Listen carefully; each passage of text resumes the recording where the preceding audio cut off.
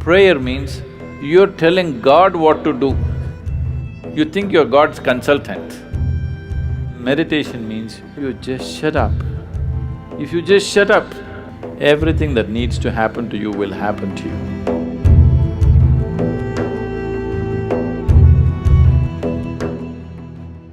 So touching that dimension which is beyond the physical means you want to touch that dimension which is the basis of the physical. When you say that which is the basis of the physical, what you're talking is that you're not interested in creation, but you're interested in the source of creation. There, if you go and stand in front of the Creator, at least there you must keep your ideas down, isn't it? Your ideas must be kept down for some time when the Creator is here, isn't it so? Isn't he the biggest idea? It's like, there was a man in Pennsylvania, where are you from? Ah. It rains, it doesn't flood there. That's why we put Seattle on the coast. Otherwise, it would flood, that place. So Pennsylvania, there was a man in Pennsylvania. Once there was a big flood and… Are you okay if there's a joke inside a joke? You're all right. The flood was beginning to happen, the water was filling up, and there was a very enthusiastic young journalist who was reporting stage by stage, hour by hour as to how the flood is progressing, Because that is journalism.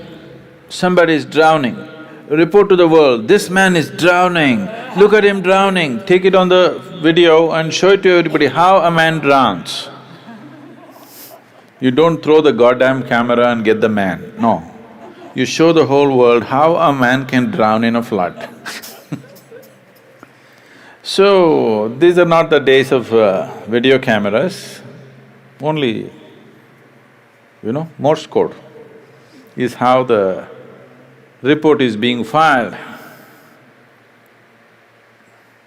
So he filed a report very eloquently, he said, as God sits and watches, the water is filling up in this part of Pennsylvania and houses are going down and this and that, and described it in very eloquent terms.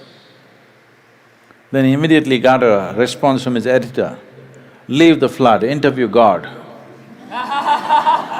God is sitting and watching, he thought he's somewhere here and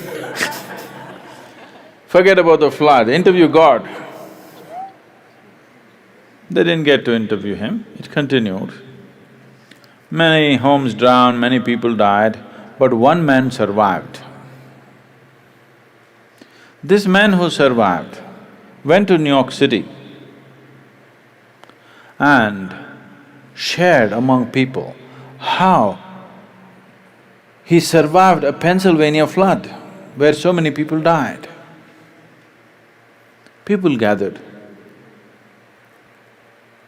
Then he went to Boston and talked about how he survived a Pennsylvania flood, and more people gathered. Then he came to Seattle and he shared, more people gathered. Then he started his roadshow, city to city, talking and talking about how he survived a Pennsylvania flood.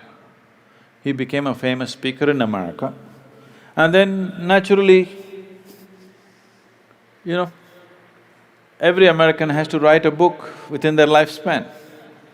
So he wrote a book, how he survived a Pennsylvania flood. It became famous, he spoke everywhere, and his engagements became international. He became a millionaire, sold millions of books. All his life he only spoke about how he survived the Pennsylvania flood. And one day he died, not in a flood, he died. And they had an assembly. He went through the pearly gates And there was an assembly of people and there was an opportunity to speak. A few people could speak. So he told his neighbors, I will share my experience about how I survived Pennsylvania flood. Somebody nudged him and said, there is no one in the audience.